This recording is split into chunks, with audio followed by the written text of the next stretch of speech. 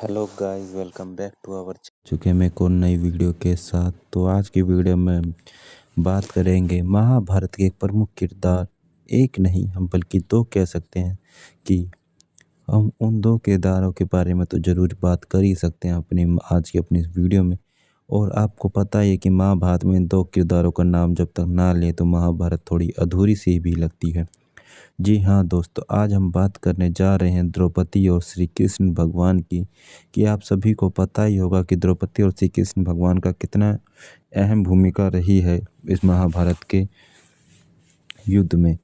तो कहा यह जाता है कि जब द्रौपदी का चीरहरण हो रहा था तो उस समय भगवान श्री कृष्ण कहाँ थे और उन्होंने द्रौपदी को बचाने में इतना विलंब क्यों किया। तो चलिए जानते हैं इसके पीछे की कहानी और इसके पीछे का रहस्य और इसके पीछे की सत्य घटना क्या है।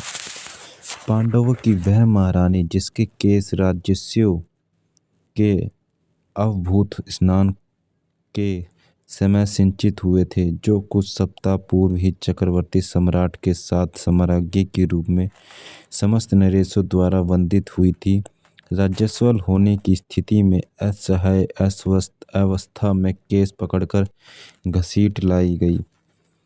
अब उसे नग्न करने का आदेश दिया जा रहा था। दुशासन उसे भरी सभा में नग्न करना चाहता था।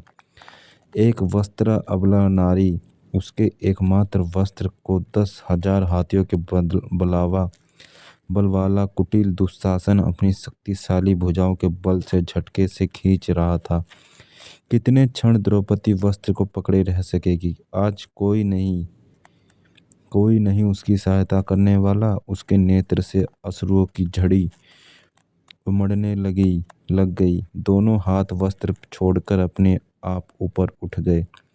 वह भूल गई संसार, भूल गई राज्यसभा, भूल गई अपने वस्त्र, भूल गई अपना शरीर, भूल गई अपनी मर्यादा। याद रह गया उसे केवल अपना सखा। वह कतार अतस्वर में पुकार उठी, हे द्वारिकाधीश, हे गोविंद, हे सचिनानंद स्वरूप प्रेमागन, हे गोपाल वल्लभ, हे सर्वशक्तिमान प्रभु, कौरव मुझे अपमानित कर रहे हैं।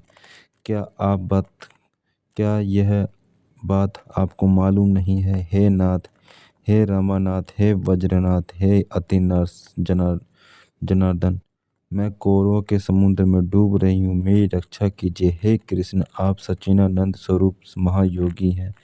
आप सर्वस्वरूप एवं सबके जीवन दाता हैं। हे गोविंद, मैं कौरवों से घिरकर बड़े संकट में पड़ गई हूँ। आपकी शरण में हूँ, आप मेरी रक्षा कीजिए। इस पुकार में पूर्ण समर्पण है। हे कृष्ण, मुझे इस संसार में जब आपके अतिरिक्त कोई और मेरी लाज बचाने वाला दृष्टिगत नहीं हो रहा। अब आप ही मेरी इस कृष्णा की लाज रखो। हे दयामय, मेरे उद्धार करो। दयामय द्वारिका नाथ राजवसल नारी के उस अपवित्र वस्त्र में ही प्रविष्ट हो गए थे। आज आनंदी स्वरूप कृष्ण ने वस्त्र धारण कर लिया था और उनके अनंतता की ओर छोर कोई कैसे पा सकता है। अपनी सखी की मर्यादा ढकने के लिए कृष्ण आज स्वयं उसकी चीर बन गए।